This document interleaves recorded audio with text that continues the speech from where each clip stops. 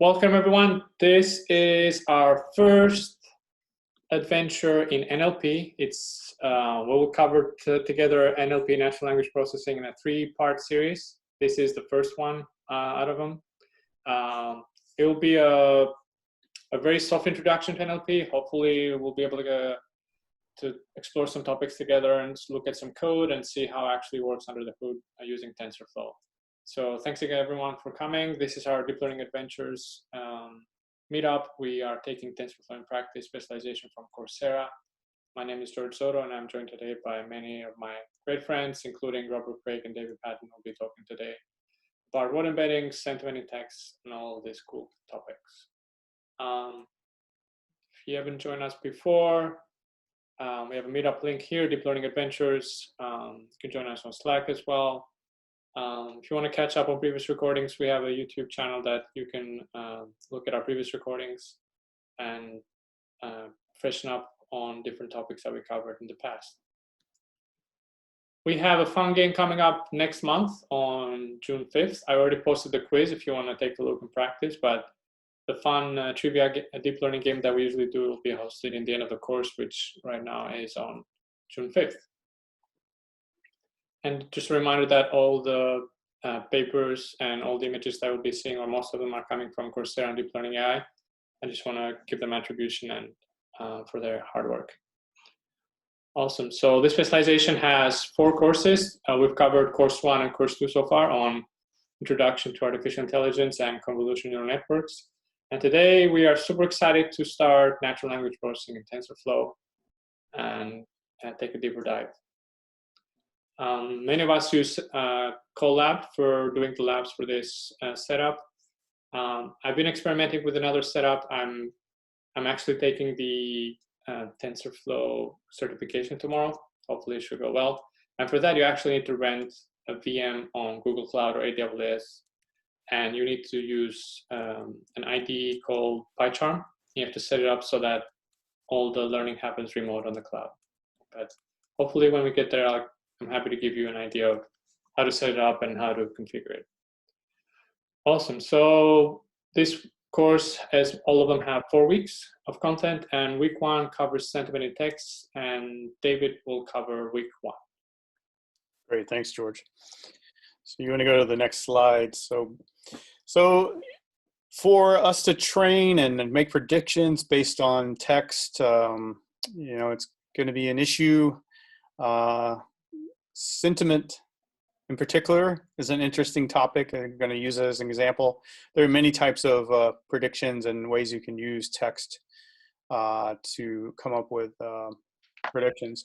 But sentiment is an interesting one.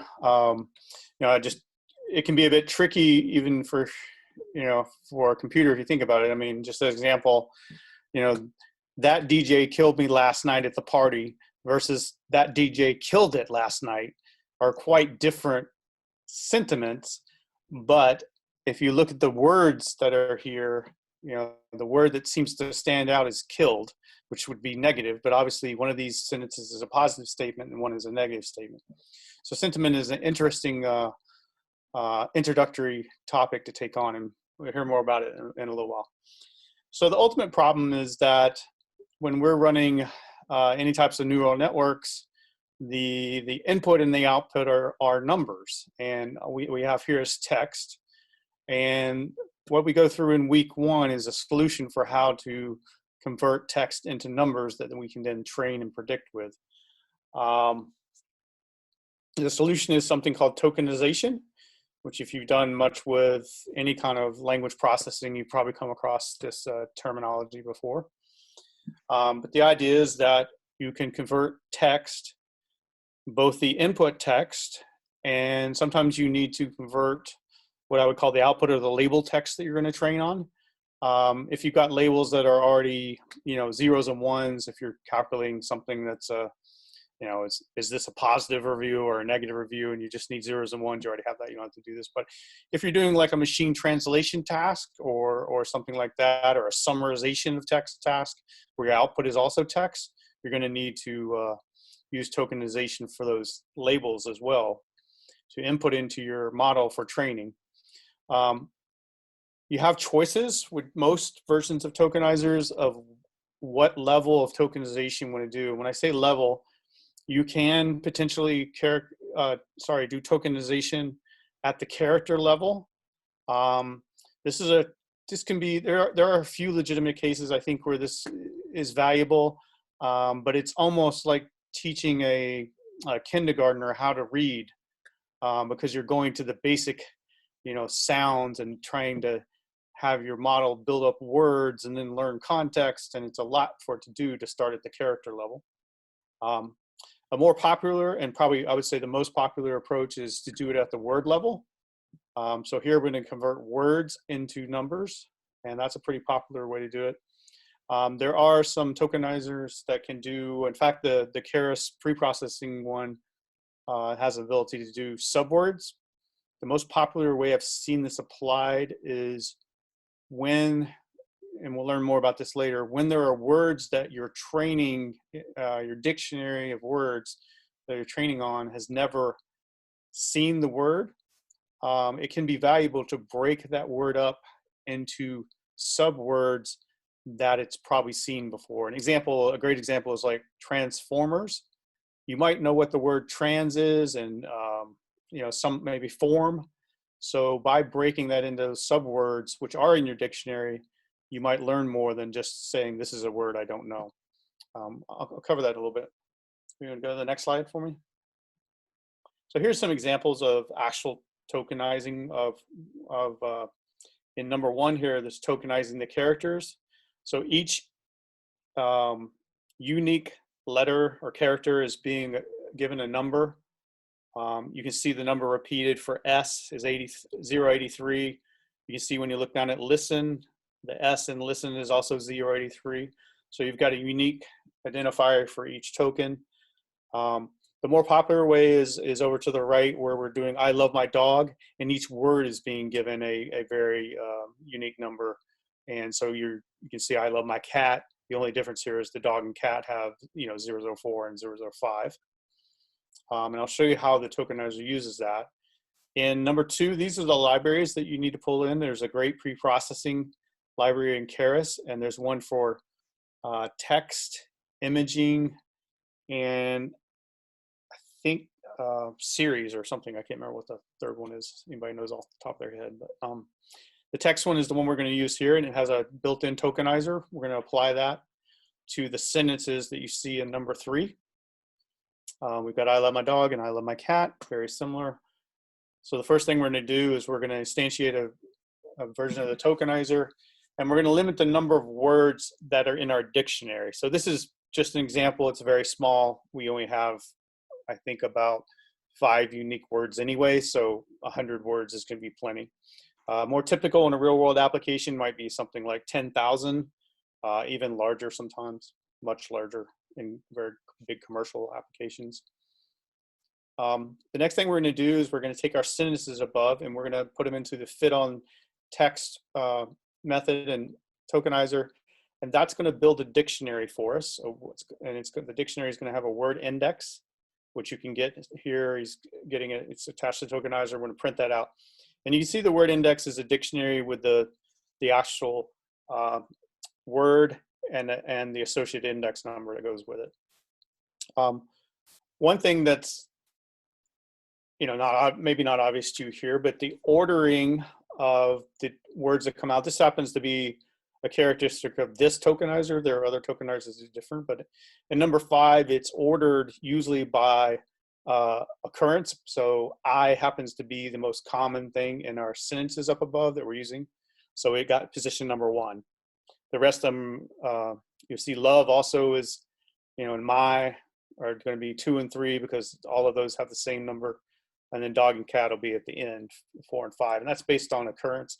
If you have a very large corpus of text to train on, you'll often see things like I and D, THE can be at the very first thing in your dictionary.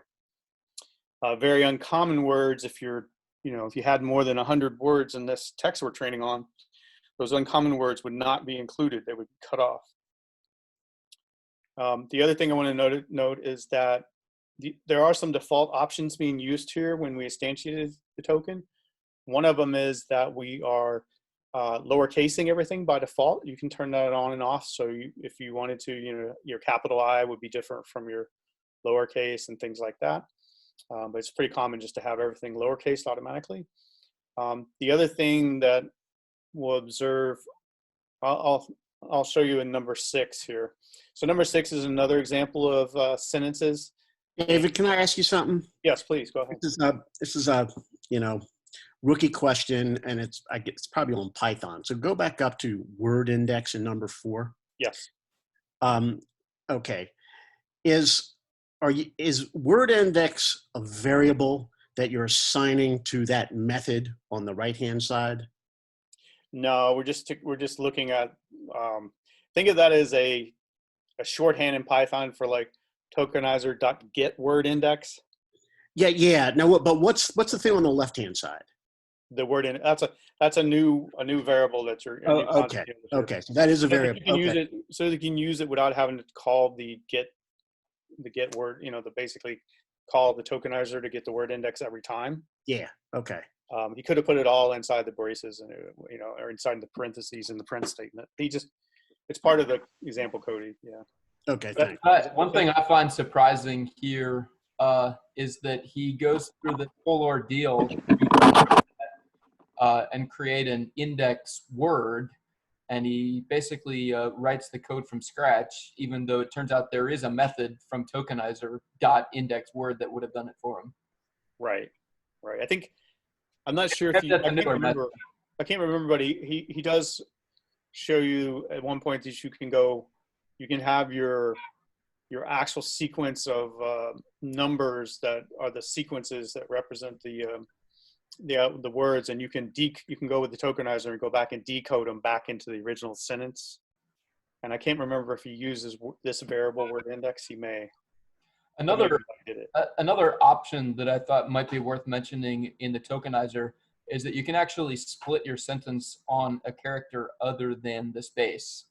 That's right. So the default, that's another thing that's being defaulted here in tokenizer, is the space is being used as the default Delimiter. Yeah, the delimiter. And number 6 is, I'll show you another thing that's being used. So here he's got, I love my dog, I love my cat, you love my dog.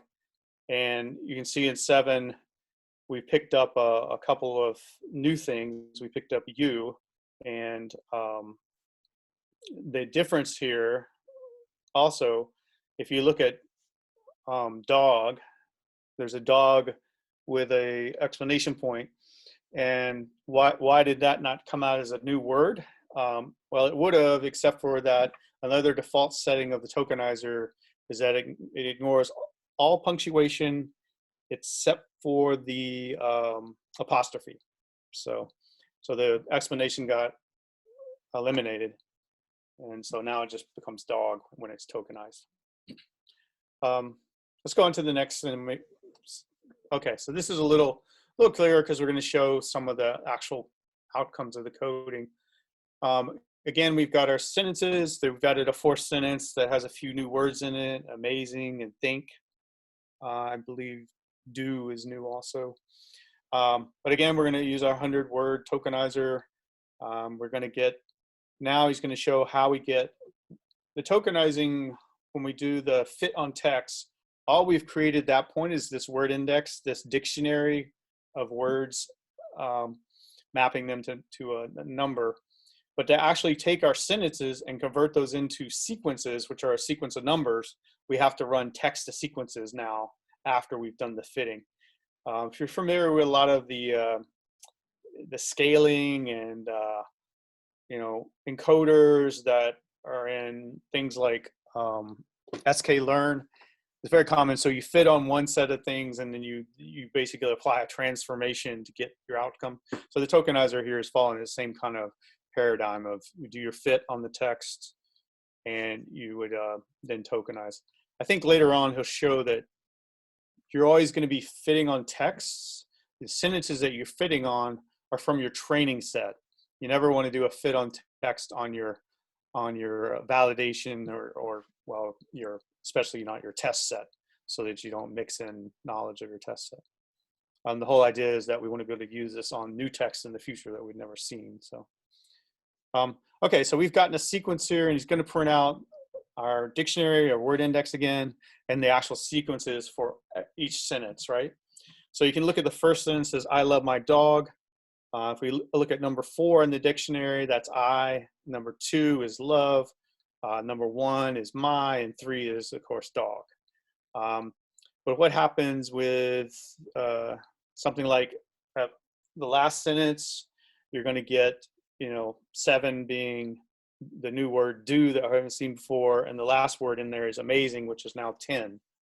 And you can see that at the top. Notice, though, that our sequences are the same length as the number of words we had in our sentence.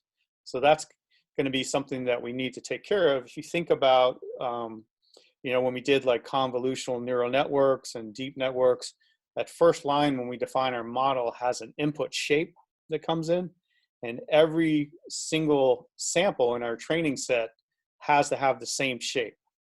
So we clearly don't have that here if we've got a bunch of sentences with different lengths. So let's see how we tackle that in the, if this is clear, we can go on to the next slide. Can I ask one question? Please. Is there anything about, I was waiting to see if you're going to address it, because with the word frequency, when you, at the other slide, when we were looking at what words occurred more than others and how they were ordered, and you said some words that are barely occur won't even show up on that list. If your total number of unique words is greater than the number of words you set for a limit in your tokenizer, then those words that are infrequent could possibly be cut off. Yes. Okay, so my question was about is there any relationship with frequency of words and importance of words? And this leads to my question about, I think it's called stop words or something, basically stuff you want to get rid of. Is that have anything to do with this, or is that one of the inbuilt things that you mentioned in this method, the tokenizer? So a lot of times people do remove the stop words for that reason. Most of the time, though, you don't use a number of words limit on your tokenizer of 100. You use a very, very large number. So your ones that you're cutting off are often words that only show up once or twice, and they're very rare. There's a way we're going to handle those in just a second, and I'll show that. Maybe that'll help a little bit. I didn't mean to jump ahead. I just didn't know if that was relevant. No, it's an important question. It's a very good question. Yeah, but usually the way you deal with it is you actually remove the stop word first, right, David? And then you do the tokenizer. Yeah, you would pre-process and remove the stop words. Yep. Unless stop words mean something in your application. Yep. Okay, so here's an example of where we're only using 2 sentences. We're going to see that this is just our test data. But if you notice, we do have actually a couple of new words. Maybe they're not obvious. The first one that's obvious is manatee, and the second, that's clearly a new word to us. But also loves, L-O-V-E-S. Believe it, even though love and loves are highly correlated and related, we've never trained on love, so that's brand new to us. So when we do this, and we're going to notice we're not doing any more fitting to text. We've already got our word dictionary. We're just going to translate our test data into sequences. And so we get, if you look closely, the first sentence says number 4 is I, and then love really is another new word. Really is not in our dictionary, so it got dropped out. It's completely missing. And the second sequence is actually number 2, which is dog. So it says I, sorry, it should be I. Number 2 is why is 2? Oh, I'm sorry, 2 is love. So it's I. So 4 is I, 2 is love, and my is 1, and 3 is dog. So the really word got completely dropped out when we went to sequences. So we lost that terminology. So we're going to have to introduce something to deal with that in a few minutes. The same thing happens in the last sentence. We're going to lose love and manatee, and we're only going to have 3 sequences left over. We're going to get my dog, my, which doesn't make a lot of sense. So how can we handle that? Well, what you do is you introduce a out of vocabulary token, which means it's not in our dictionary. And you can define any character you want for this. A lot of times people use this character where you have the brackets with OOV. I've also seen people define 0 as a value, because when the tokenizer doesn't actually, it starts with 1 when it's doing its word dictionary. So sometimes people use 0. That can be a little confusing because, as you'll see later, a lot of times you do padding and use zeros. So I think it's a better choice to use a token like they're showing here. I don't know if anybody else feels about that. But now you see, if we go back and we do that, all that work, we've got it in our dictionary. We've added a term for OOV as number 1. And when we look at our sentences, the first sentence now says 5 is now I. Really is not there, but it points to the out of vocabulary value. And then you get love my dog. The second sentence becomes my dog. And now we have number 1 is loves, and this is again, so it's out of vocabulary. Number 1 shows up again. 2 is my, and then again, manatee is out of vocabulary, so we get number 1. So we've got a token there that goes in for every word, now has a sequence that goes with it, right? So the next thing to ask yourself is, well, what if my sentences aren't the same length? How are we going to handle that? Because our input to a neural network needs our input all to be of the same length. And that's where we can use another part of the pre-processing. I think I told you that we had 3 areas in there. Was imaging, images, text, and sequence, right, for those pre-processing tools. We're going to now go to sequence, and we're going to import pad sequences because we have a sequence of numbers and we're going to want to make them the same size. So we're going to, we before got our sequences, and now we're going to put those sequences with possible sentences or sequences that are different length, and we're going to pad them.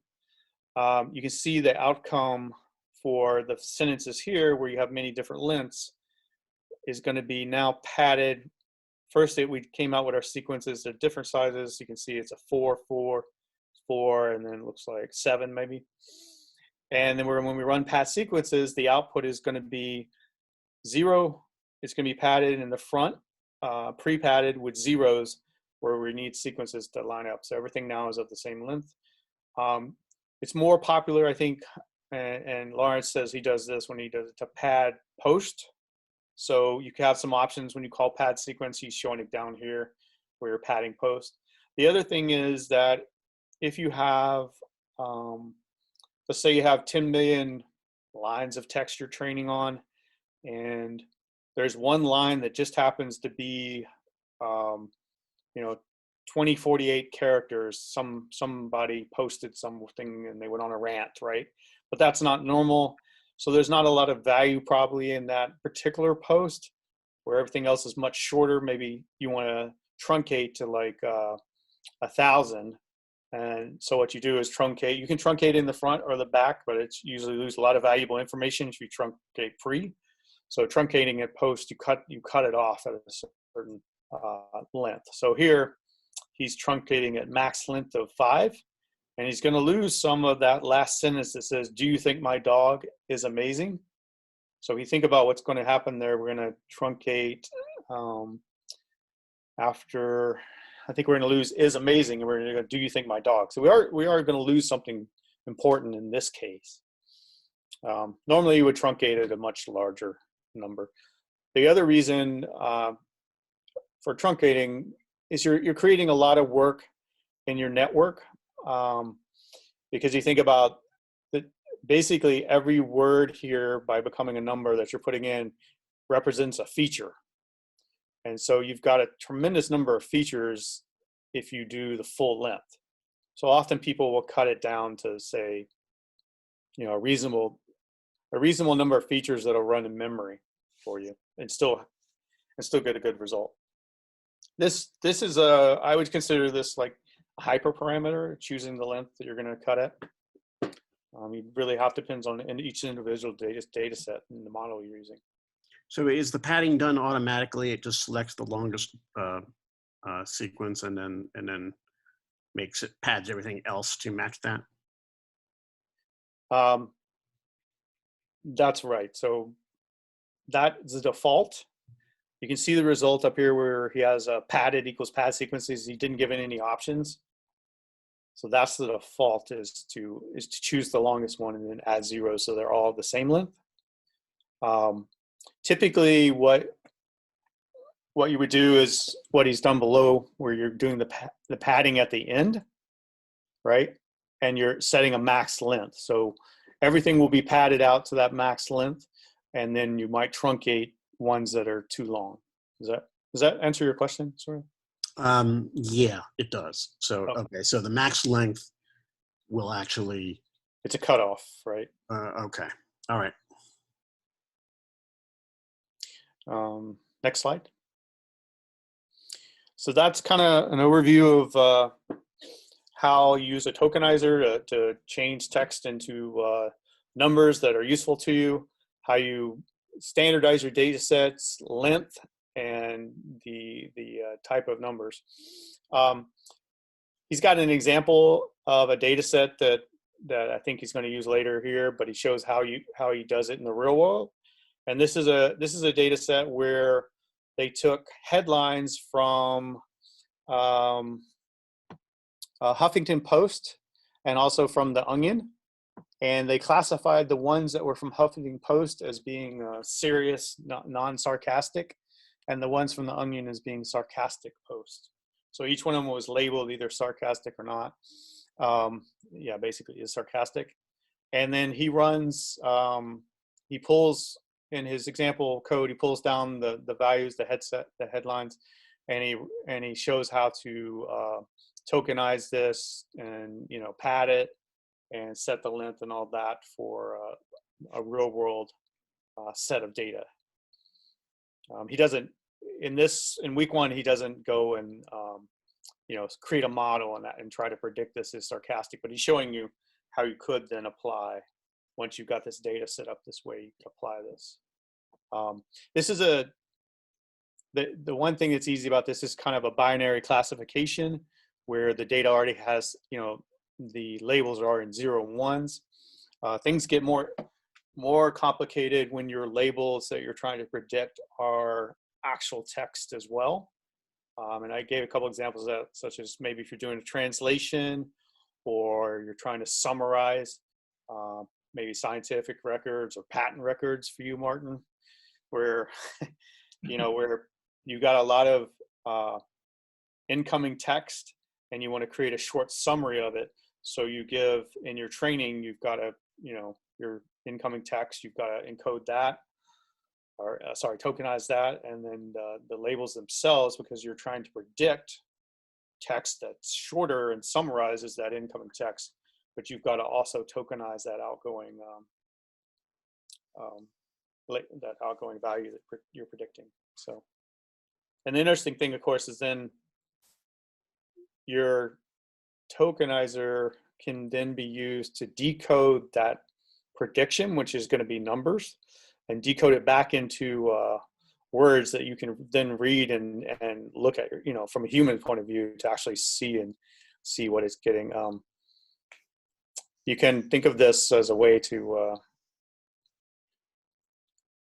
value. Well, I'll let. There's going to be further things that other people are going to cover. So, any other points that anybody wanted to make or questions? I love the progression of this week, that you actually look at how you pre-process your data before you actually start applying a neural network model on it. So I really like the progress here. Right. So just pointing out, since it was brought up earlier about transformers, so we're using Keris's pre-processing tokenizer here.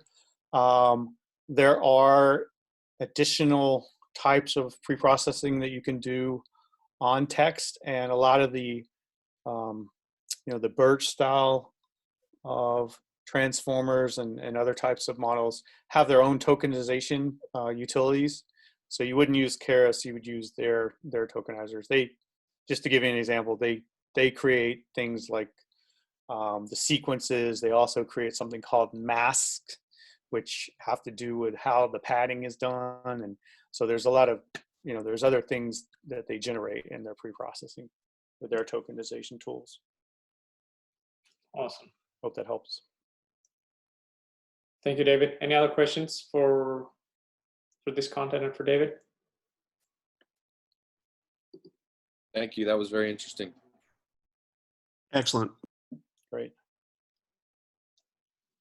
Does anyone recommend a book dealing with both TensorFlow and Keras? So as of the recent version, they've been merged, Martin, right, David? So there's no Keras and TensorFlow APIs. Now you can access Keras within TensorFlow. In terms of books, I have one. I'm not sure if that's the best book, but maybe other people have read any books. Feel free to share them now. Cholet is a really good author that he wrote Keras, and it's a great introduction to deep learning with Keras. Yep, the author of Keras, right? Cholet, yep. Thanks. Is the Cholet, is that in the context of TensorFlow or just Keras? Well, he wrote it before Keras was in TensorFlow, Right. but I mean, I think it's still applicable, and it's more theoretical than it is syntactical. Okay. But it gives you really great it's a great foundation for everything else. Thanks. The one I have, 1 second. And he actually got hired by TensorFlow, so he actually works there now. It was, Keras was a separate. And actually, guys, so he's got a new book, Deep Learning with Python, 2nd edition, which is a MEP. So that one. That's the one I got. Yeah. So. I have this one from O'Reilly. It's hard to see. Hey, George, cover your face, because otherwise you can't. Or hold it up. Yeah. Oh, geez. Oh, no. Move it to the Hopefully left. you're virtual. I'll post a link there. Okay. So wait, who is the author on that? Is that a Cholet also? No, Ramsundar and Zadeh O'Reilly. So is someone saying that there is a 2nd edition of the Francois Cholet book? Yes, there is. I have it. It's from Manning. It's a MEP, so it's not been released as yet. Okay. Oh yeah, because I didn't know about that yet. Wait, how did you get it? I bought it from Manning. You can go to the website. It's pre-published. Cool. Chris Manning.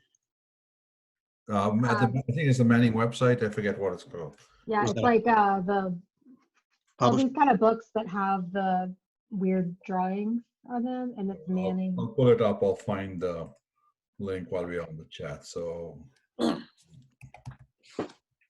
it's called Deep Learning with Python. Robert, would you like to share the screen, or would you like me to keep going? Why don't you keep moving things along? Okay, no problem. Cool. Yeah, Raf, once you figure out the link, please share it on. I'm doing that right now. Cool. Go ahead, Robert. All yours. All right, great. So David has just covered week 1, which was kind of an introduction to a lot of the tokenization, padding, and other processes. And the sentiment is one of the tasks that is being done with the sarcasm data set. In week 2 now, we're going to move on to word embeddings. So this first slide here is an introduction to the TensorFlow datasets module. And essentially what it does is it no longer do you have to set up image generators or other things like that to read your data. There's a lot of stuff that's already built into TensorFlow. And so you can, if you want to use any of these data sets, there's an entire API called the TensorFlow Datasets API. This is a very small subset of the data sets that are included in this API. You see under text there, I guess there's 8 of them listed there. That first one, I think CNN Daily Mail, is actually a summarization. It's under the summarization tab in TensorFlow. The other ones actually are under the text tab. Imdb Reviews is the one that we'll be working with this week. But some of those other ones are really important data sets. There's 2 natural language inference data sets there. This is a task where you are looking at typically 2 sentences and you're trying to figure out, are these 2 sentences in agreement with each other, as in does one entail directly from the other? Do they contradict each other, or are they neutral, meaning there's no obvious relationship between the sentences? So it's a classification task with the 3-way classification. Squad is the Stanford question answer, I think it's Stanford question and answer data set. So that's basically answering questions. LM1B is, I think, a language model with 1 billion words, if I recall correctly. And GLUE is a general language understanding. It has to do with measuring benchmarks against it, and there's a whole lot of data sets actually underneath GLUE itself. Can we go to the next slide?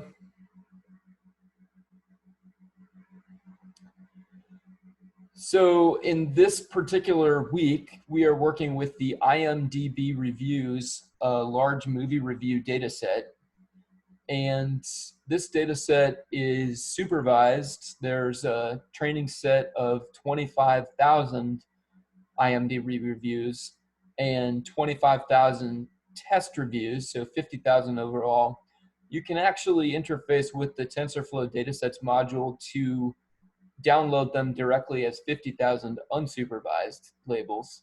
But in this case, we'll be using 25,000 training, 25,000 tests. So what this data set looks like is the reviews that you see below.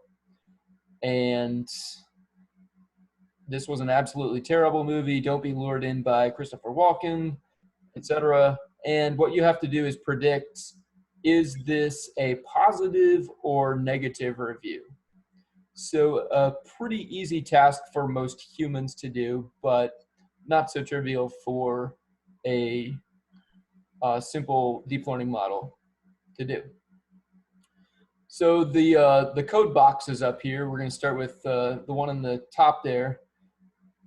So Lawrence this week mentions that it's important to make sure that you're using TensorFlow version 2 rather than version 1. And if you are still on version 1, you're going to have to do a command which he shows calling enable eager execution, which is not shown here. Version 2, which as you can see I'm using 2.1 here, that already has eager execution automatically enabled, so you don't need to worry about that anymore. He also indicates that you should make sure that you are using Python 3 because his notebooks, I believe some of the commands don't quite work if you're still on 2. But honestly, everybody should be on 3 these days anyway. So let's see, the next block here. Excuse me, was there a question? I think it was just echo. Okay. I could ask a question. Do you know what eager does? Or does anybody? Are you talking about eager execution? Yeah. So it had to do with how TensorFlow has evolved over time. In the beginning, you had to set up your model, and there were specific steps you had to follow before you were able to run it. And now I think they've optimized it in a way that it's much, much easier to run. You don't have to follow like a compilation step and model definition and actually running it. It's much more efficient. And it down underneath, it has to do with whether it's executing on a graph or the alternative way, and I can't think of what it's the way things are brought into memory and executed. You can look it up in terms of. Okay, thanks. I'll try to find something. So one thing you might have to do before using the TensorFlow datasets is you have to actually install a different library. So you may have to run a pip install before you can execute the notebooks if you are running them on your system. I believe Colab already had them installed, so he was able to comment that out. So he imports it just as TFDS, And then the next command, tfds.load IMDb reviews, is going to load with info, which provides some metadata. And as supervised equals true. That's what I was saying before, where you have the option of using 25,000 train, 25,000 test, or if as supervised is false, you just get back 50,000 that are unlabeled. And IMDb is the generator class that that it will save this variable into the variable IMDb. And the training labels, just to wrap that, the training sentences. So we're not showing some of the pre-processing that is not really pre-processing, but data pipeline that's shown here. The IMDb is essentially, it functions like a Python generator. You have to say for each sentence and each label in IMDb, append it to a list, and eventually you end up with a list of sentences and a list of labels. And then you convert them into NumPy arrays. So this list of labels is showing zeros and ones, so it's a binary classification set. 1 means that it is a positive review, and 0 means that it is a negative review. And so I think you can kind of see that from, I think these do correspond here to the sentences you see on the left. So, this is the kind of film for a snowy Sunday afternoon when the rest of the world can go ahead. That's a positive review. Certainly these, that first review is a negative one. So some of them you can't really see past the first. Certainly man photographs the Alberta Rocky Mountains in a superb fashion. That could have been a positive review, but we can't see what that turns into later. Can I ask, can you go back, George? Can I ask another rookie question kind of related to the other one? So I'm up on the IMDb comma info statement there. Yeah. Once again, is that appears to be an assignment statement, but it's got two things. IMDb comma info. So usually an assignment is one thing. So what's with the two things? That's a Python thing. In Yeah. many languages, you can't assign more than one variable at a time. Mm-hmm. So Python has a data type called a tuple, which can take on more than one value. And so what you're essentially doing here, the .load commands, when you call it with info, returns two values. So as long as you have a choice, then you can either assign it to one variable, and that one variable will have two components, and you'll have to call, if you just said x equals tfds load, you'll have to say x index 0 is your IMDb and x index 1 would be your info. But Python gives you a way of just doing it all in one step by unpacking the tuple, as it were, right there on one line. Incidentally, this is kind of a cool thing that you can do in Python, and I don't know how many other languages have it, but for this reason, you can actually swap the values of two variables in one line of code.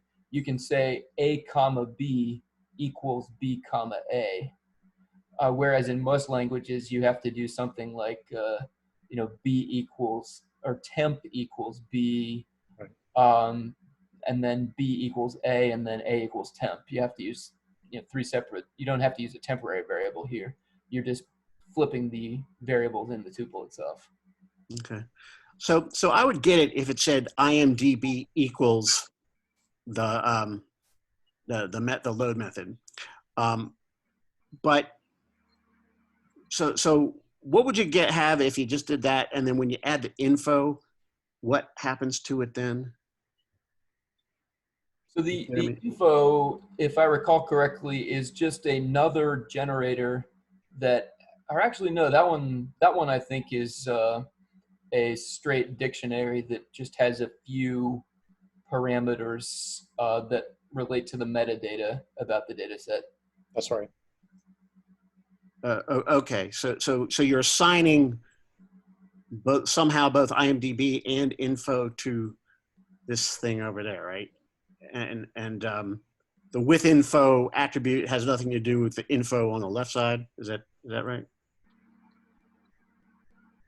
So they are related. If you have the argument with info true, it will return 2 items. I think if you don't have with info true, you'll just get the entire data set with no metadata. Oh, okay. All right. So this method is overloaded based on what arguments you call it with. So it might return 1 argument, it might return 2, based on what arguments you provide. Yeah, I just ran it in the notebook just to see what's actually in info, and it's a data type defined in TensorFlow in tfds.core.dataset.info, but it's essentially a bunch of metadata. It has different properties like name, version, description, features, label, text. It describes the test train split.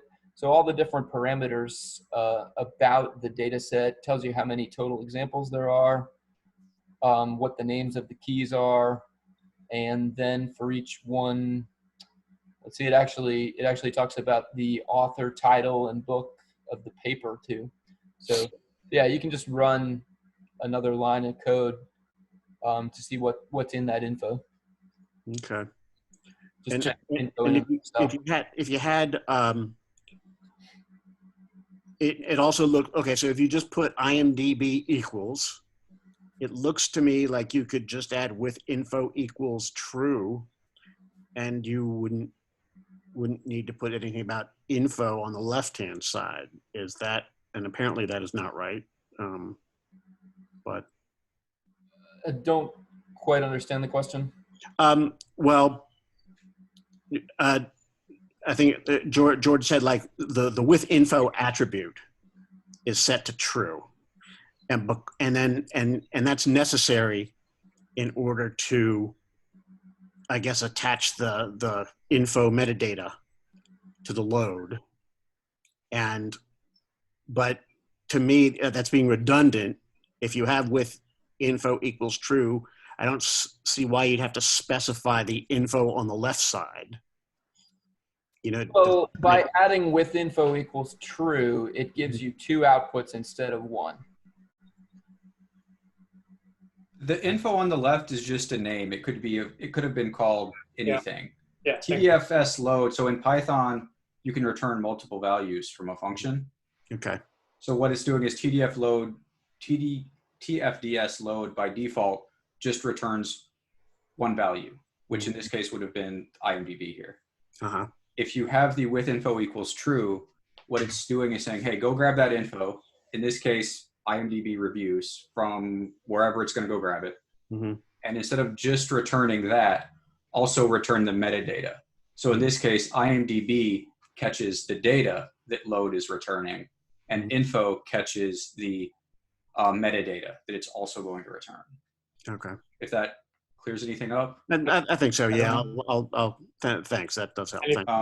And if you don't specify info, IMDb will have both the data and the metadata margins. So you have to split them on your own. Oh, okay. Yeah, you can think of it, it's similar to as if it could return a list of variables as opposed to just one. It's a tuple, which is like an immutable list, but like same kind of concept. Yeah, I suppose. Okay, thank you. Excuse me, can I ask a question? I was going to ask you before about the data set. I thought I saw you say it was like, it looked like half training, half test. And if that's accurate, 25 and 25. Is that, just as like a general question, is that typical? I for some reason had the intuition that you would have much more training data than test data. Like, I don't know, I was thinking 9 to 1, 90, 10, but maybe that's not really a general. Can anyone make just like a quick comment on that? I would say that you're absolutely right. Typically, there will be far more training data than testing data. And if you take Andrew Ng's courses, he'll even comment that the conventional wisdom for machine learning in its infancy was, you should have maybe 70% training, 30% testing. But once we get these deep learning size data sets where we have millions of images or millions of text documents that we're feeding in, sometimes we can, maybe just 10,000 of those are plenty to evaluate it on. So, you know, you can leverage and maybe train on 99% of them. Yeah. And use the other 0.5% to validate, 0.5% to test on. So it very much depends on your data set. This is, you know, very much a toy problem. So yeah, that's what I figured. I just wanted to check my intuition.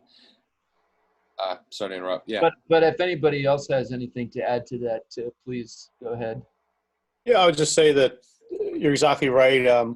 The one thing, usually you reduce your test data to pretty, you know, significantly smaller than this. But the one thing to make sure is that you have a balanced classes in there, spectrum of classes in your test data, so that you get, and it's valuable to have it balanced all the way across. So you're saying it's more about the way the data is represented and doing that intelligently, as opposed to just a raw number of proportion. Yeah. Yeah. Like, not to focus so much on the amount of data, you know, the amount of training versus test, but more so the quality of it in terms of how it's represented. Right. So as Robert kind of says, when you're doing your evaluation, your test set should be representative of all the possible combinations that you might see in the real world. So, well, one thing that's interesting in NLP in particular is because you're tokenizing your sentences, you may have different words in your test set. You know, some of these words may be only in your test set and not in the training set at all. Yeah. And so that's where these out of vocabulary tokens come in handy. And I believe Lawrence says that, you know, you're likely to see a slightly higher percentage of out of vocab tokens in your testing set for that reason. So David, you said, I think it was David who said, talked about the balancing the test set. I'm trying to think of what that would mean. So like, I guess if you had 10 classes, let's say, you know, back to ConvNet's like 10 pictures or something, and you had a certain percentage of each class in your training set, that would mean that in your test set, you'd also want to have a similar percentage of each kind of picture. And if that's so, is it a similar thing in natural language? You're trying to make sure each word is represented on a similar frequency or percentage basis? What does that mean, balancing on classes? The balancing I was talking about was in the case where you're trying to classification, you know, the actual predictions that you're coming out with. Here, I think it was a binary. Was this binary? I can't remember now. Yeah. So, you know, you just, a lot of zeros and a lot of ones, you know, in fairly balanced ratios, but it obviously depends on your individual data set and what you're trying to do with it. I mean, in the real world, you can't always have a test set that is the same as whatever you trained a model to, right? You may be applying a model to new data and you trained it on something you had previously. So, so these are definitely relevant issues. Okay. I mean, is there a way to characterize, when you say balance, what do you mean by that? So what I meant was that here they have a training set of 25,000, you know, and a test set of 25,000, right? You know, inputs. Now, if you were to keep reducing that test set down, you might eventually get, you know, this is such a simplified case. It's kind of a toy case, so it's hard for me to give it an example. But at one point, you might get test set, depending on how the labels are distributed. If you went down to say 1,000 instead of 25,000, you might now have 90% of these that have 0 and only a few that have 1, and that could really, you know, skew your perception of how good your model is. So I mean, just kind of balancing, having the ones, if you would, that there's a certain percentage of ones that are mapped well to the test set, as opposed to ones at a specific position, was sort of what I was thinking that you might need to balance on, which will be harder, much harder. No, not the ones that are circuit. No, that's, yeah, I'm just talking about the, Okay.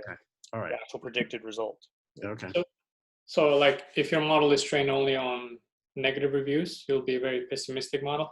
Uh-huh. If it's a positive review, you might not know how to deal with it or efficiently. So yeah, I think making sure that the ratio of positive and negative in training and test is as close as possible, as Robert said, in nature, and that might not be the case, but even if you split, let's say 80-20, and you can do that, just make sure that out of the 20% testing data, at least half of them are positive and half of them are negative, and not like a very imbalanced set of only 10% are positive and 90% are negative.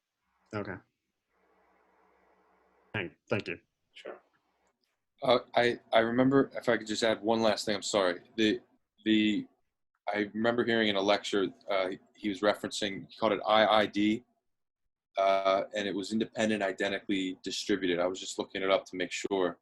And this, I think, is a kind of generalization of this problem where you want your training data set to imply that the samples stem from the same process, which is kind of a looser way of, I think, saying, I think that's what David was kind of saying.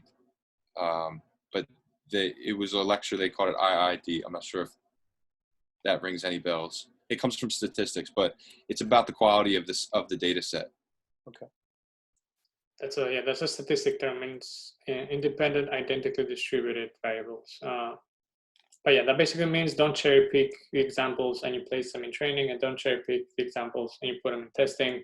Whatever process you use, make sure they use the same process to generate training and test. And if it's random, fine, it's random. But then if that randomness just gives you a very imbalanced set that your training is 50-50 positive, 50 positive, 50% negative, but your test is 10-90, I'm not sure how your model is going to do on that. So maybe you redraw your generation again, maybe. But again, that's a situation that maybe happens in the real world when you're applying a model in production. Maybe all the movies suck and you're not going to get a new one, a good one. And if you had, let's say you had 50,000 examples and you wanted to create training and testing, and you were just going to go 50-50, that's a pretty large number of examples, I think, for statistics. So what would you just randomly, or let's say you want to create, a 9-to-1, then you would just randomly pick 5,000 and just assume that it's a normal distribution and go with that? I think that's a pretty standard approach. It is possible to do something like a stratified sample if you're worried about class imbalance, but statistically, it's likely that a sample of that size would be very representative of the whole if it's randomly done. Okay.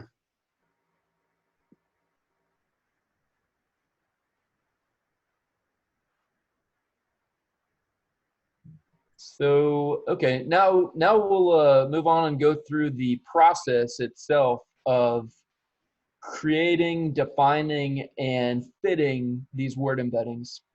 So, as David discussed previously, you have a numWords parameter in your tokenizer, which has defined that you have a 10,000 word vocabulary.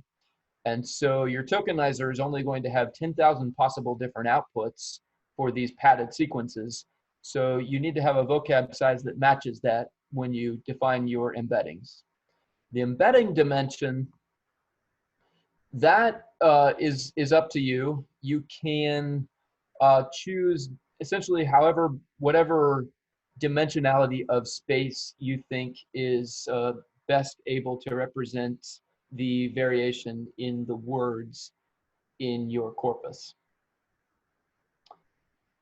The third parameter there, max length, 120, this one we're going to use as the input length in our embedding layer. So what he's done here, I didn't say up front, is that he's put all the parameters that go inside the arguments to these functions, and he's thrown them up in these 5 lines of code here to make it very easy to see them all in one place. But that max length is going to go along with the embedding dimension. I guess all 3 of them are in the embedding layer, which you see down in step 3, tf.keras.layers.embedding, and the arguments are vocab size, embedding dimension, and input length. So as we said, the tokenizer there has the, let's move over to step 2. I kind of skipped that. The tokenizer has 10,000 words, num words equals vocabulary size. We are going to use an out of vocab token as, and it's going to be that same one with the brackets and the capital OOV in the interior.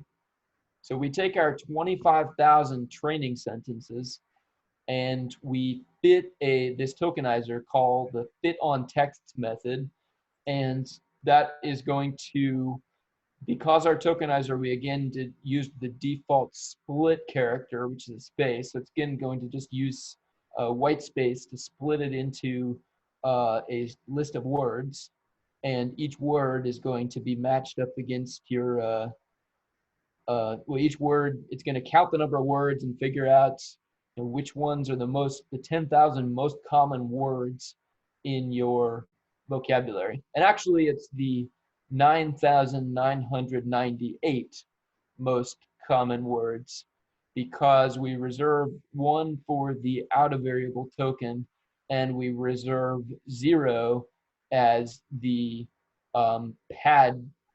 0 is the padding token.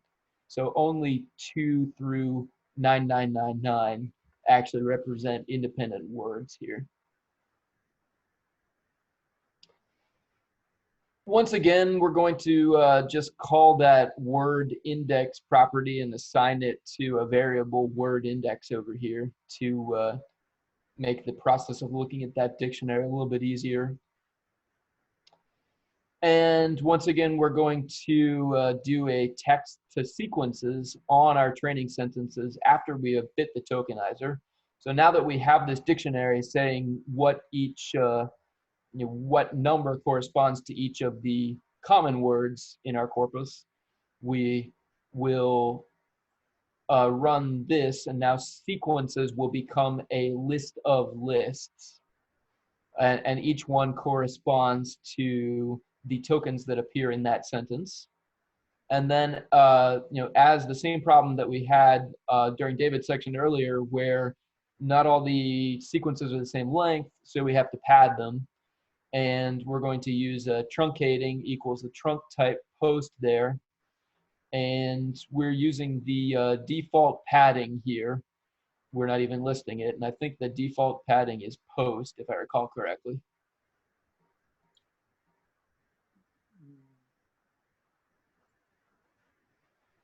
So coming to the following lines of code there. Now testing sequences, we're going to do tokenizer.text to sequences on the test sentences. Note that this is using the same tokenizer that was fit on the training sentences. This is important. You don't re-tokenize again on the test sentences, because then you'll end up with different tokens corresponding to each word. So very important to use the same tokenizer. Once you fit it, you need to keep using that same word index dictionary essentially to convert words into numbers. And then you're going to do the testing padded using the exact same pad sequences here.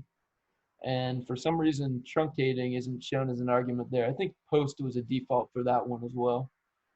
So I think that's all okay. So now we have to define a model.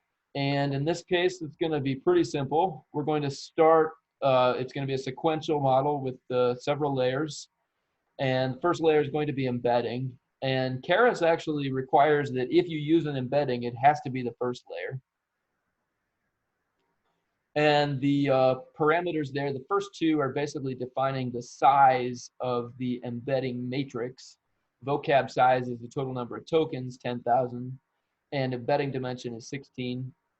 And input length is the sentence length. This is, we're only keeping 120 words. So then we have a flatten layer, which is taking this the output of the embedding layer is going to, we're converting that 10,000 dimensional vocab now into a matrix that is embedding dimension times the max length. So that is 120 times 16 is 1920 neurons once it's been flattened. So looking at the number of parameters there, a flattened layer has no parameters, but the number of parameters above the 160,000 comes from the fact that you had 16 embedding dimension and 10,000 is your vocabulary size. And so that is going to be a matrix of dimension vocab size times embedding dimension. Once we have our 1920 neurons at the flattened layer, we define a dense layer with just 6 neurons, and this is going to be ReLU activated. So now we calculate the number of parameters here, and that's going to be equal to your 6 neurons in the dense layer times your 1921 inputs from the flattened layer, the 1920 plus a bias. So 1921 times 6 equals 11,526. And then the same process, the last layer is going to be a dense. We only want 1 unit because it's a binary classification task. So we're going to want to use a sigmoid activation function this time for the binary classification. So 1 will correspond to a positive prediction, positive review, and 0 will correspond to a negative review. And of course, 7 parameters here because it's just the 1 dense layer times the quantity 6 plus 1 bias. Total parameters is roughly 170,000, and the vast majority of them are in your embedding matrix.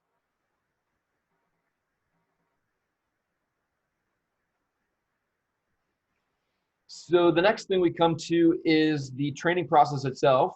And in this particular notebook, Lawrence chose to use 10 epochs. And we are fitting, let's see, did we define, oh, we skipped the model compilation up there, which is a lot of the same stuff we've seen before. We're going to use binary cross entropy because it's a binary classification task. Atom is one of the most common optimizers, and we're going to want to output the accuracy metric in addition to loss, which is automatically outputted. Can you comment on the activation functions, the, I guess, linearization one, and then why not the sigmoid is the sigmoid is a smooth one, right? And it takes in real numbers, whereas the ReLU has like a sharp angle. It's less computationally expensive, or is it roughly, or can you talk about that? That's correct. The ReLU is defined as essentially the max. The ReLU function of x is defined as max of x comma 0. So essentially, if your input x is positive, it just passes out x, and if your input x was negative, it gives you a 0. So it's a piecewise linear function, and it's just that one little bend in this function is enough to give it the necessary nonlinearity in this layer. The sigmoid function is a smooth and continuous differentiable function that varies from 0 when the input argument is negative infinity up to 1. But it flattens out at both ends, and the disadvantage of that is it can be very difficult to train. You get a phenomenon called vanishing gradients. I've heard this, yeah. Yeah, so the idea is that you need to have, in order for your model to learn, you don't want the model to be too flat. Otherwise, when you take derivatives and try to do backpropagation, it's not going to be able to adjust the parameters very much at each step. So, because if it's too flat, you get derivatives like, I mean, if it was completely flat, they would be 0, right? So it gets, but if they're not flat enough, it gets them close to 0, and then that drives it down when you multiply them or something. You want to avoid Yeah, that? yeah, that's really maybe I shouldn't have even brought that up for this particular case, because that's more of an issue in large models with lots and lots of layers. Where if you have many continuous functions like this on top of each other, the chances that one layer is going to the chances that you're going to have enough layers all near the very middle of that sigmoid so that you get decently sized gradient passing through can be an issue. And it's something that led to a lot of other innovations such as ResNets. But in this particular case, we're just sticking with the simple ReLU activation for the dense layer there and sigmoid in the final layer. Have we discussed activation functions at a previous meetup here and the logic behind them? I think we might have covered that a little bit in the convolutional class. A little bit, yeah. Yeah. Does the use of the sigmoid in the last layer, does that have to do with the fact that it's a binary problem, and the sigmoid tends to characterize binary results better than other things? Yes. Right. You want an activation that can easily be represented as a probability, because what you really want this model to output is a probability that the review was positive. So ideally, you want something that at one extreme it tends toward 1, and at the other extreme it tends toward 0. And the sigmoid is a function that does that. In addition to being symmetric, which is useful as well.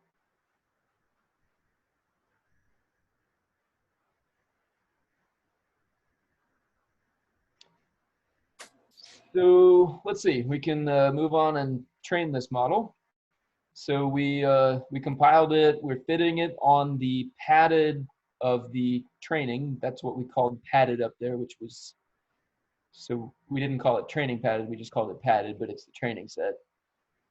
And the training labels, I don't see that variable on this slide elsewhere, but it's the training labels. We didn't have to do any real pre-processing after reading them.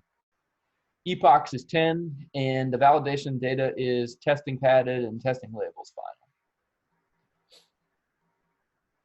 So after training for 10 epochs, this thing ran pretty fast. It only took about 5 seconds per epoch. Compare that to some of the convolutional problems we were doing in the last course. But this is a pretty simple network in comparison, very small.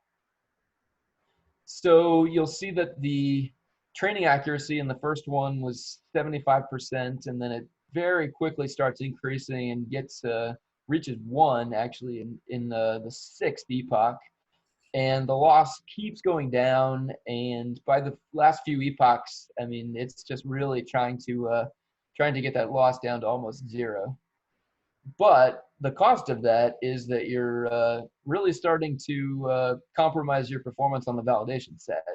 So you actually, if you look at this, the validation accuracy was best in the first epoch, and the loss is just increasing for every single epoch, and it looks like it's, it's tending towards like an arithmetic sequence increase, right? It's going up about 0.04 or so each time, while the validation accuracy is holding constant. And that is, if we could skip ahead to the next slide. I threw this in here because we've had a discussion in the past about loss versus accuracy, and I'm not sure whether this will help, but I thought this would be another way to take a stab at it. So what we observed in the previous fitting was that we had an accuracy that was basically staying constant in your validation set, while the loss was continuing to increase. So I guess the question is, why might this happen? And so what these figures show here is the result of kind of a toy problem, and an example where let's assume that we know nothing about the regression task. And so you can think of this in a number of ways. Maybe the predictors that you have are just not useful at all to your task, or maybe you just don't have any predictors at all, and you're just trying to figure out, okay, I have a bunch of reviews here. Some of them are positive and some of them are negative, and I don't have any data. What is the best guess I can make? Well, if you think about it, the best guess that you can make is whatever you can learn in the process of training. Even though your predictors may not be useful, you can at least learn what the fraction of incidents in the truth class is.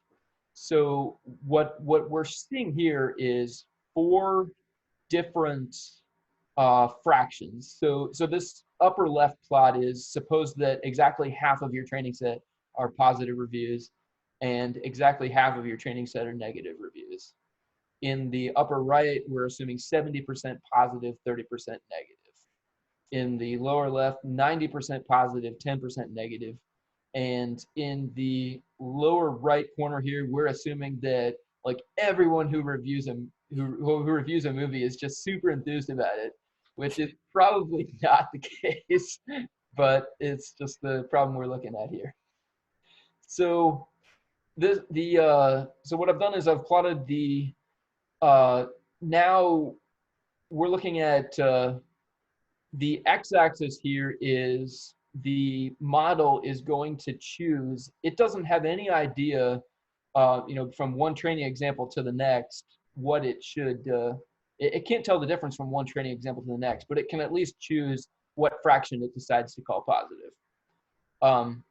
So in the case of 50% truth type positive and 50% prediction fraction positive, that actually minimizes your loss because you're kind of matching the probability of the actual set.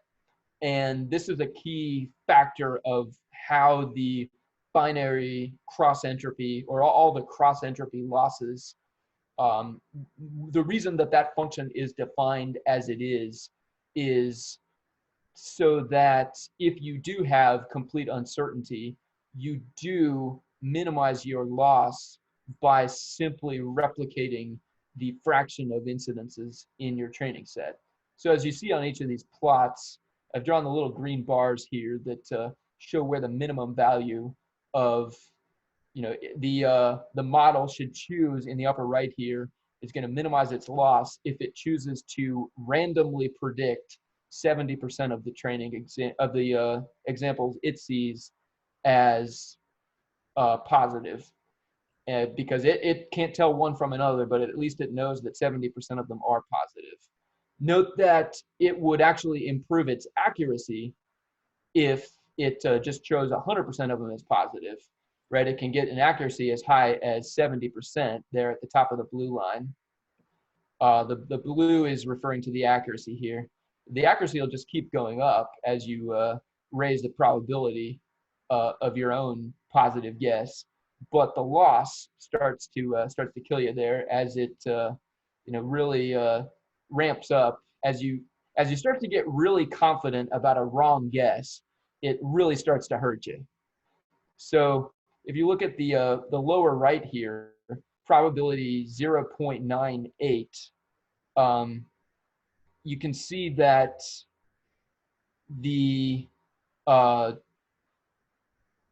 curve is asymptoting. When you look at the red curve, it's going up. As you move to the left, it's going up a lot faster than the other ones are, which is basically showing you that the cost in making wrong guesses is not worth moving further to the right. So you could get better accuracy if you went all the way to the right, but you really start to bear a high cost if you make wrong guesses. So what does this have to do with the model that we just fit? What's happening is that the training set is fitting so quickly and so well that you are kind of down in this lower right regime where for any given example, you're pretty sure in the training set, you know what that is. And so the training set is telling you, hey, just keep increasing the confidence. Maybe the weights in those last couple layers are getting higher and higher because you're just that much more confident about every one of the training examples. But the problem is that, of course, the test set does not contain the exact same examples. So you end up incurring these errors that end up costing you a lot. And so each epoch, as you get more and more confident about those training examples that you're still getting right, you are starting to incur more and more cost as that confidence just keeps adding up to increase your loss.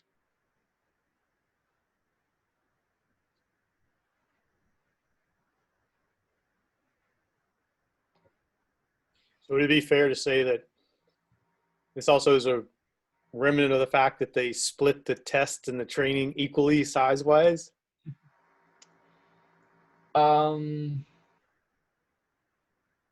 It increased your chance that you had things in tests that weren't in training, right? It increased your chance that you have. So you could overfit a lot easier, right? Because you have a large. The fact that you have fewer training examples, I suppose, makes it more likely to overfit. Doesn't it come down like to the distribution if the distributions are the same? I mean, like. Sure. I don't know. I mean, there were 170 some thousand parameters in the model, and there weren't but 25,000 training points. So the model is being given a lot of flexibility to match that training set. And, you know, obviously by the 6th epoch, it's doing a perfect job of that. So it's, I mean, from the looks of it, it's overfitting as early as epoch 2 here, where the accuracy of the training set is already 90%, and the validation accuracy never gets close to that. And I have a question about that when you get down to a 1, 2, 3, 4, 5, down to the 6th epoch, and you get 100 accuracy, 100. Is that like if you were to run those decimals out at some point, you'd have some values out there? Because a perfect accuracy seems like not possible, or is it because I'm misunderstanding something? So what this perfect accuracy means. Yeah. Well, okay, 2 things. I know you kind of commented on it in your model, which was really fascinating, by the way, those 4 graphs. But I guess just at a very simple, intuitive sense is I just thought red flag when I saw accuracy at 100, because I thought that sounds like it doesn't happen in nature.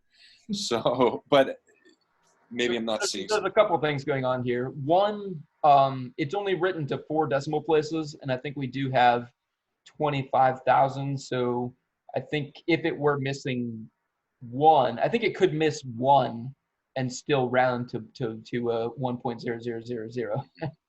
That being said, it's probably getting all of them correct by the end of this thing. And what it's really doing here is it's just overfitting. It's gotten to the point where it has the flexibility in the model that it can draw funny shaped decision boundaries so that it makes sure to classify every single training example correctly at the cost of not generalizing well to the test, to the validation set. Is this like where you get caught in like local minimum it overfits in a way that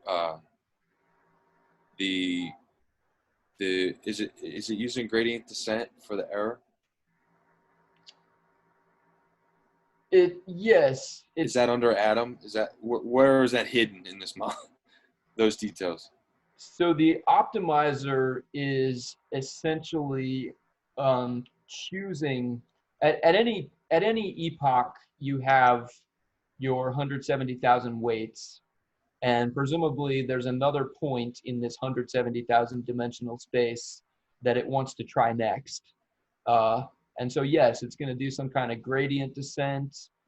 It may be doing batch gradient descent, stochastic gradient descent, or there's any number of other optimizers. The optimizer is just choosing what method is it going to use to select the next point.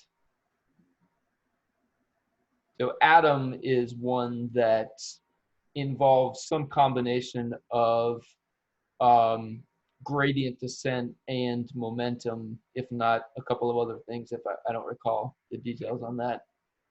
I think it's adaptive momentum is what it stands for. Oh, really? Yeah, it's actually an acronym. So this will so it'll precisely fit the data, but then it won't transfer necessarily Yeah, if you get too close like that. It's able to precisely fit all the training data because you've given it a really flexible model. And by flexible, you mean just the variety, the amount of parameters with respect to the data.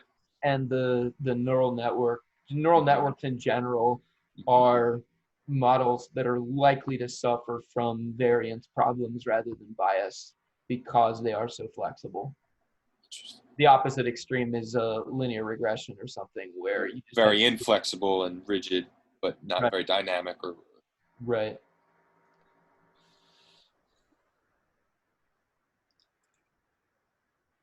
So, okay, we can come back to step 6 here, which is the embedding. So one of the cool things about the code here is that you can actually extract the embedding once you've finished the training and look at it, see if you can get any kind of insight from it. So we do that through these model.layer 0 is the E, that's the embedding layer. And we can get the weights and just to check to make sure we're printing the weights shape and it's a 10,000 by 16 matrix. And then we can just basically store it to vectors.tsv, and meta is storing the dictionary, the word index, because we want to know not only what the 160,000 real numbers in this matrix are, but we want to have some idea which row of this matrix corresponds to each word in the tokenizer dictionary.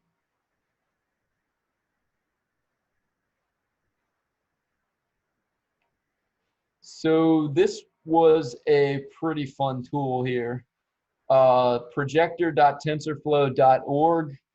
And let's see, I think you, so once you have those meta.tsv and the vex.tsv, and you want to look at a PCA representation of this, PCA being the metric chosen on the bottom, all you have to do is come up to the top and click where it says load, and you can load in your own data. You're loading in both your matrix and the dictionary corresponding to telling you what word it is. Spherized data is another thing that we did in this particular exercise. And you kind of, it's basically reducing it down to 2 dimensions here. The idea is that hopefully you can see some similarities between words, maybe words that are alike are near each other, words that correspond to positive reviews, maybe in one place, words that correspond to negative reviews, maybe in another region.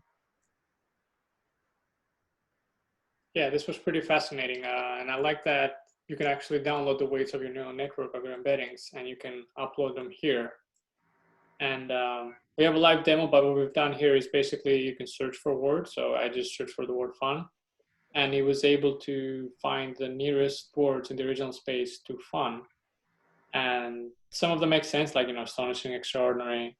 As you go down the list, some of them like have are not really associated with fun, but all that tells me is that maybe when a movie review was written, the word fun and some of these other words were actually together, and that was a positive review. So the words are packed together here by if they're positive or negative. So words that show up closer to each other, and it's also positive, they also show up close to each other here.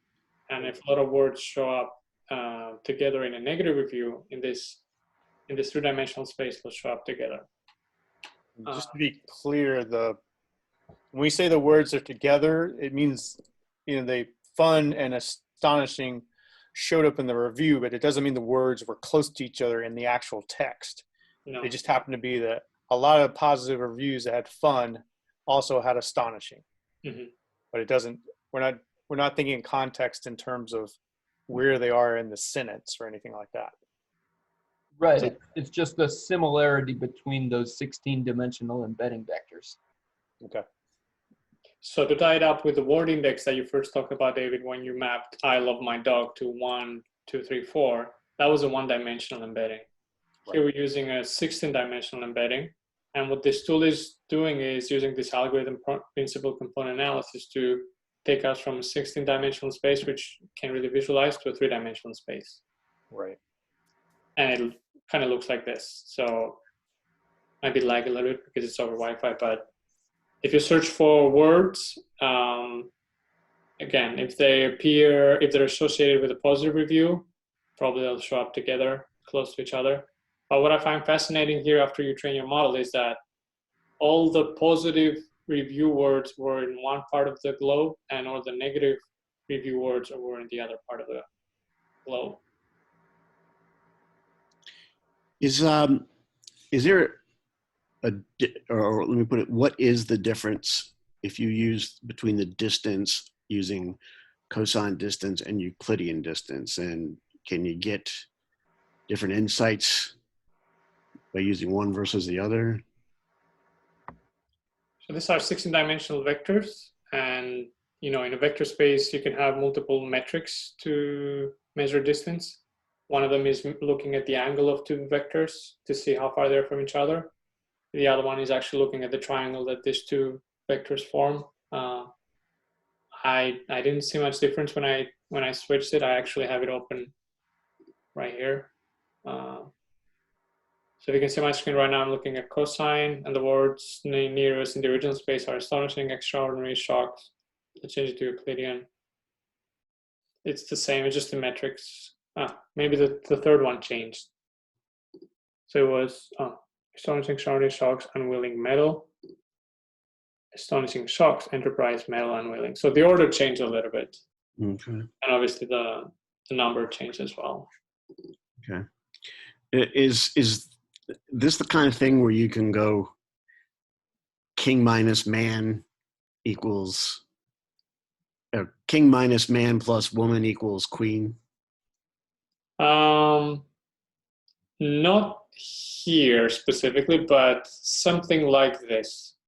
And the reason is this distances and the location of vectors here is highly dependent on the classification problem we're trying to solve. It's positive or negative. So yeah, sorry, I wasn't spherizing. Yep, there you go. And let me pause it.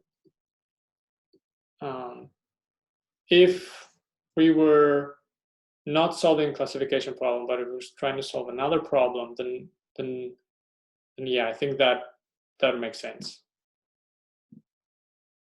That vector space or word analysis that you mentioned. So it's kind of hard to see here, maybe if I turn dark, but there are two poles here on this globe. There's one pole here, and there's another one here. And what the algorithm is doing is trying to group together all the words that show up in a negative review close to each other, and all the words that show up in a positive review closer to each other. And the more you train it, the more polarized this representation will be.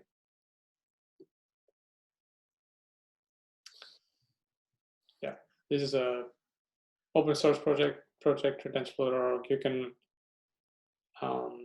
You can, by default, I think it has its own embeddings and you can play around, but the ones that we've uploaded are from the Imdb reviews one. And you can actually zoom in and, look at words. So if anyone, I've at one point knew this, but if I can get a refresher, like what is unique about Word2Vec, the way it embeds? I know it like has like it has two kinds, and one of the kinds is like, well, it'll try to predict missing words in between two fragments, versus what I guess what we've seen here. That's kind of what it does. But if anyone has more insight or memory as to what word2vec does. So I'll give a quick answer, and I know we're running a little bit late, so maybe we can revisit this next time. But it's a similar problem to what you're looking at here. You want to associate vectors to words, so word to vectors. You want to somehow represent them, but you want to represent them in vectors in a way that the meaning and the association between words is preserved. So I love my dog, for example, in our sentence, has a positive sentiment, love, dog are close to each other. So you envision that those words should kind of be close to each other in this high dimensional presentation. I hate traffic probably should be somewhere else.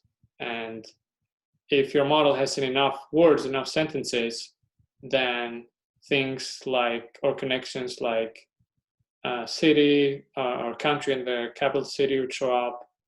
Things like verb, past tense would show up. Things like you mentioned, like king, queen, man, woman would show up. Those are results of your training, but that's my quick answer for dwelling too far. I think later on we're going to look at word2vec, one of our week 3, I think, examples of how you actually use it and what does it mean.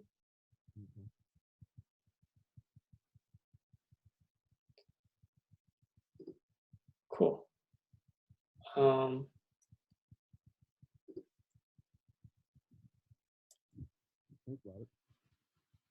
Thank you, Martin. Did you want to wrap up week 2 and just? Yeah, this is the last slide for week 2, I think. Okay. Yeah, it is. So just real quick here. Another way that you can tokenize your text data set is into something called subwords. And so rather than use full words as your tokens, it is possible to split your text into different smaller tokens. And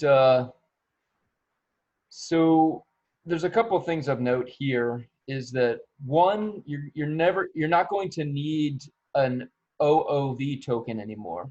So when we print the tokenizer subwords down there, we don't see that. And in fact, you get the, comma, and period. We haven't removed punctuation here either. And it appears that we haven't removed, lowered the capitalization either, since the letter I, the word I, appears there as well. But now we can tokenize something like TensorFlow, comma, from basics to mastery. And we can do so even though our original corpus, well, probably doesn't have the word TensorFlow in it. Are you saying that you can construct from the smaller units other things and like reconfigure them, like for example, like a prefixes and things at the beginnings and end of words? Is that what that means? Yeah, so I'm not entirely sure how these subwords were generated. One thing I did note is that there are single byte tokens at the end of the subwords dictionary, which is why you see this Y at the end has an index over 8,000. But I think there's actually 7,900 or something real tokens, and then 255 more single byte tokens at the end. So yeah, this specific one, so Imdb reviews has 4 versions. The plain text that we saw in the beginning, where each token is a word. A bytes version where each token is actually a byte, so it's probably a character. Each character, yeah. And subwords 8K, now you're looking at n-grams, so you're looking at different combinations of letters, and which combination of letters appears the most. So is it NG, is it IS, So you're looking at 2-character n-grams, 3-character n-grams, 4-character n-grams. I'm not sure how far they go, maybe a few characters. And that gives you a vocabulary size of 8K. And a token here is probably a part of a word, like, or a single letter, or multiple characters.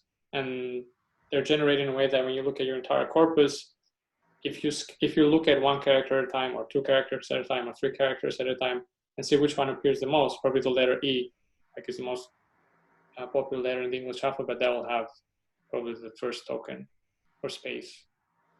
And based on popularity, then you have a new index to work with. Then, as Robert is saying, that gives you the flexibility now to code or encode words that you've never seen before.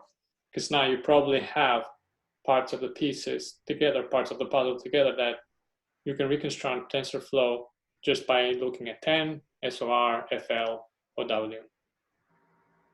And in theory, this allows you to learn useful representations of words that might otherwise have been coded as out of vocabulary. Like in one of the first examples that was mentioned, with the very simple example where I love my dog, I love my cat, and then there was another sentence where loves had the S on the end, and it wasn't in our dictionary. And so maybe that's a trivial example, but maybe you could imagine something like the word dispute might be in your training corpus, but the word indisputably is not. And so if you run into that in your test sentence, is it possible that you might be able to kind of piece that into in disputably and figure out that, well, it's an adverb and it's the opposite because the prefix in. So that's kind of the idea behind using subwords tokenization. One of the use cases for this is really when you have noisy OCR text, you do OCR, and because of transposition errors, L's and ones, etc., zeros, O's, and things like that, using character and tuple actually is useful. Yeah, that's a good point. The other places it's used is in actual transformer models and such, where now you're keeping not just the tokens, but also the sequence of the tokens. So you have context and attention and all those things so now you can learn with words that would normally be out of vocabulary. You can now learn new words because you've got these subwords and you've got the sequence that these subwords appear in. So you can learn from them that this is a new word basically. And that actually leads pretty well towards the motivating week 3. If you see the performance of this model has gotten a lot worse since we split it into subwords. And Lawrence's explanation for that is, well, these subwords don't really help us too much if we have no idea what sequence we got them in. It's only when we put them into a meaningful order that they might be useful. Yeah, so this approach is usually called bag of words, right? Or bag of tokens in this case. And it's just a bag of us. We have no idea how they ordered, what is their association to each other. And we just take a bag and we assign it a 0 or 1 if it's positive or negative. And we do this for multiple bags. And as you see, the accuracy is pretty bad. 50% it's pure random. You might as well guess randomly if this is positive or negative. And that gives us motivation to look at sequences of tokens. And that token could be a byte, could be a subword, could be a whole word. And next week we're going to cover sequence models. What I thought was interesting here is how little the accuracy and validation losses change from one epoch to the next.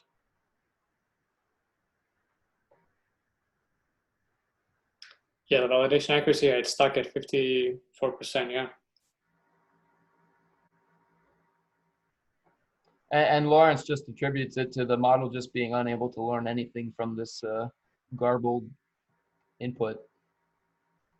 Yeah, I didn't look at the output. I suspect it might actually just be guessing 0 for everything or 1 for everything.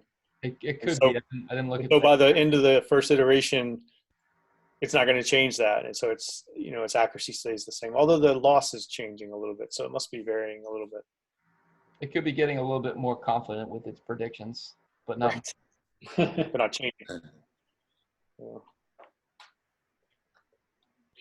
If This is so if we- fascinating. Thank you, guys. if we wanted to overcome the overfitting, if memory serves, a couple of things you do is drop out, and I think callbacks were applied to do that. Does that sound right? And does that sound like something that you might do in this circumstance? And if not, if you have other suggestions? Yeah, so in our toolbox, we've mentioned dropouts. Yep, you're right. In this case, I'm not sure how much dropout will help. You actually need a whole new paradigm because the nature of your data is sequential, so the order matters. And right now, we're not taking that into consideration. So we need to switch to a completely different architecture that takes sequence as an input, as an actual feature, versus treating everything as a collection of items, which are unordered. Okay. Well, my understanding of dropout was that you would just sort of randomly, you're trying to break up the connection between, close by neurons. And so you randomly drop them out. Now, I'm not sure why that would, what kind of impact does the sequential nature of the data have on that? If I understood you, George, that was what you were saying, right? That because it's sequential data, you can't use dropout. Is that? No, I'm not saying you can't use dropout. I'm saying that just dropouts won't help you. You need something else. Is there some kind of minimum layer size used before dropout is even considered? We only had 6 neurons in the intermediate layer, and that's really the only place where you even could drop anything out. Yeah, you need at least 2 layers. So, we have 2. But if you have 6 units there, and you start dropping them out, usually dropouts are done on much larger layers than that. Yeah. Okay. So might you add more dense layers? Well, in this case, you'll see it won't help. We're already overfitting with just this 2 layers or 3 layers if you consider embedding. We're already overfitting with just 6 epochs. Right. That do the opposite effect. Yeah. This is a challenge, and we're using wrong tools. Now callbacks. My understanding of callbacks is that was kind of sort of like early stopping, which is now this. It's kind of hard to early stop on this one since you got to early stop before 2 epochs. It looks to get anything. But how about callbacks? And George, I guess. Callbacks. If you have a accuracy target in mind or a loss target in mind, if you do that, I would allow my loss to go more than 0.5. Then you'd use a callback. And what that would do is it would train for 1, 2, 3, 4, 5 until the 4th or 5th epoch. It would stop training, and your model would be as it is represented by these 4 epochs. So your accuracy validation, your training accuracy would be 99%, and your validation accuracy would be 82%. You'd still be pretty close to overtrained, right? If you stopped after 90% or something like that. It's not where you stop. It's the trends that are happening here. The trends are like that are diverging. Let's look at this one. So the trend is that your training accuracy keeps going up, but your validation accuracy is the same. That's an underlying trend that comes as a combination of your data and your model. So you can stop at 4 or 5 epochs, but that doesn't solve the underlying problem that this model is not enough to capture the nature of the data and their sequence and their meanings. It's not enough. So Martin, I think back to your point to where we were overfitting and we're just using the words, and we were getting close to 1. I think this is part of it's also the trivial nature of this. It's a binary classification, and when you're overfitting in this case, you got such a simple network, you can't really use something like dropout to correct your overfitting. The best choice you have is to get more data, because while you're overfitting, as you've learned, as Robert pointed out, you've learned everything you can about how to predict this training data, and you're really good at it.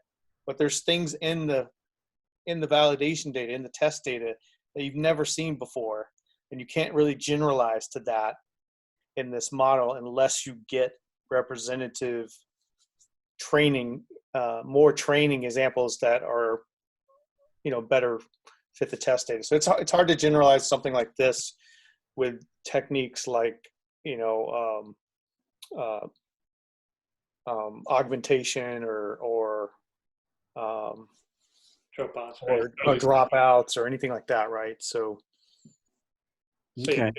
I think the key with this would be to change up the ratio of the training and the. Right. So this is kind of an old point here now. What if we switched it to 90-10? I think you would see much closer, a better, less overfitting, actually, I think. Okay. My suspicion. Okay. Is there a way we could, in this code, that we could test that somehow?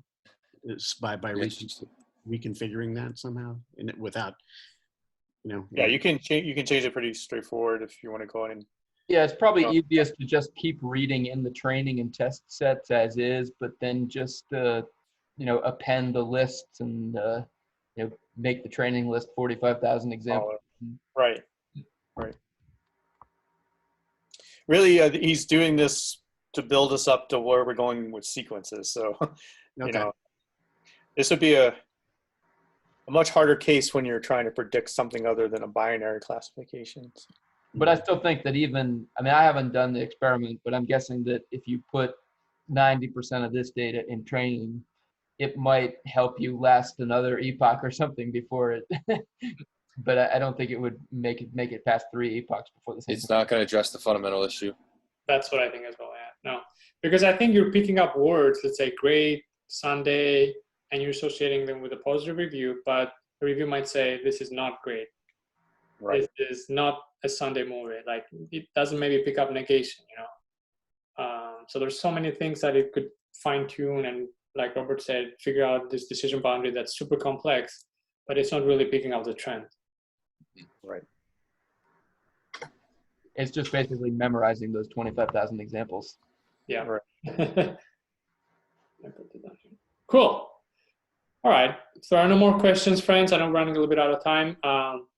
Thank you for joining us. I just want to encourage you to keep up the NLP adventure. This was part 1 of a 3-series journey.